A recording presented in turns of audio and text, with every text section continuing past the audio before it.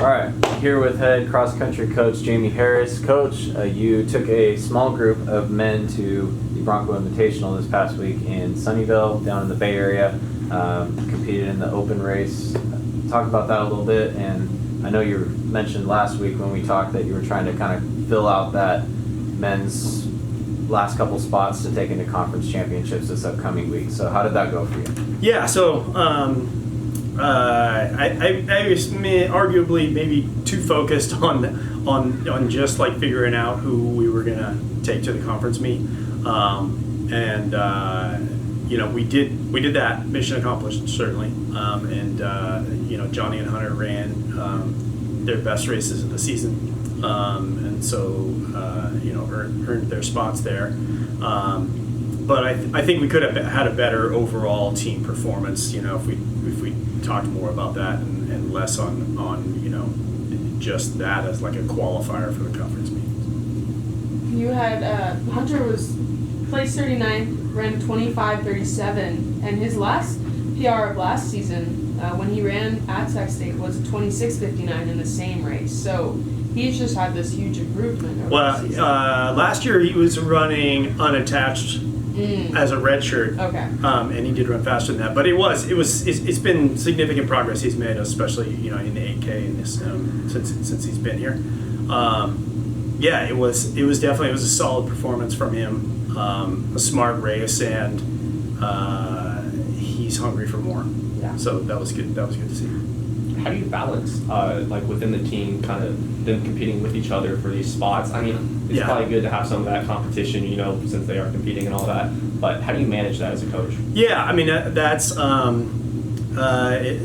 not always perfectly, as evidenced by this weekend. But it is. There's a healthy competition there, but we also want to be kind of focused on the big picture that it's all about how the team does overall, and a lot of that is kind of manages itself in their relationships with each other and the bond that the teammates have, in all of them wanting each other to do well, and even though sometimes they want to beat each other to earn spots to go to other races, they want to beat each other's best, and so they're kind of rooting for each other and supporting each other in that way. And so it's really the bonds that they form in training and doing this very difficult and often boring thing together, that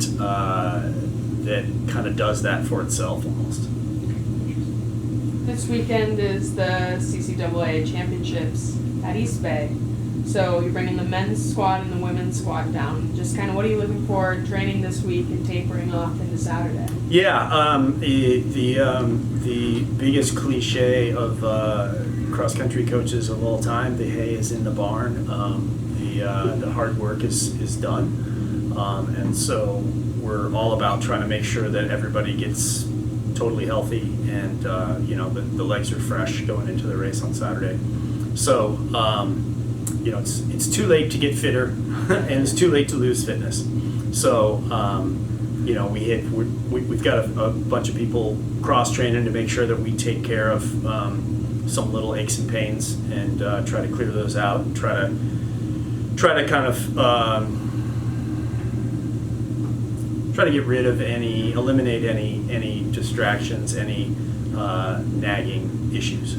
So they're just focused on performance. Yeah. Would you say that like this last week before a competition like this is probably more training the mental side of it? Yeah, definitely. Yeah. And just what does that look like when you guys are? So we this morning did just a little bit of a race start simulation to kind of get the feel of doing something hard, and just some sort of faster stuff to get the legs turning over and kind of tuned up to run fast.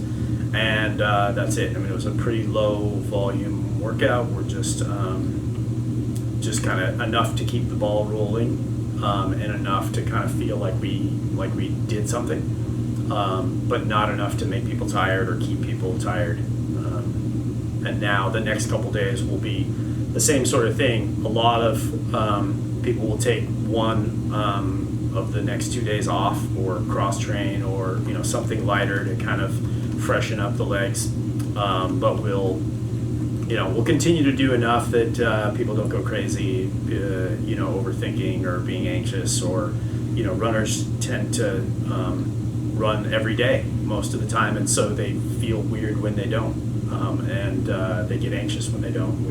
We'll do enough to try to keep people from getting too anxious, but still let them be rested and fresh and healthy. Coach, I have a quick question about where you're racing. So Yeah. you're racing at Quarry Lakes Regional Park in Fremont. Yeah.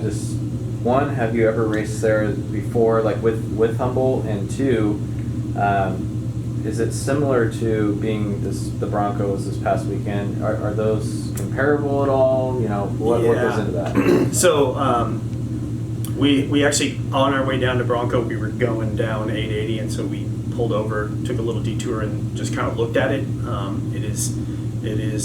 Looks like it's pancake flat. Bronco's sort of famous for these 4 little tiny bumps in the second mile of both the men's and women's courses, and this doesn't look like it even has those. So if anything, it's flatter. It looks like it's decomposed granite. It's going to be pretty hard packed and should be fast. You never know how accurately measured courses are. Especially at championships. So we'll see. Yeah, I'd say it compares favorably, pretty similar to Bronco as far as hopefully a little less dusty, Seb thinks he remembers running there in middle school, but I don't know of any other meets that have been there. I've never been there other than just kind of driving by on Friday. Gotcha. It doesn't look like a course that needs a lot of previewing. The size of this one is much smaller than I feel like the races you've been having this past season. Is that kind of a benefit for you guys to lock in a little bit more? A little bit, yeah. It'll be a little easier to find teammates and group up.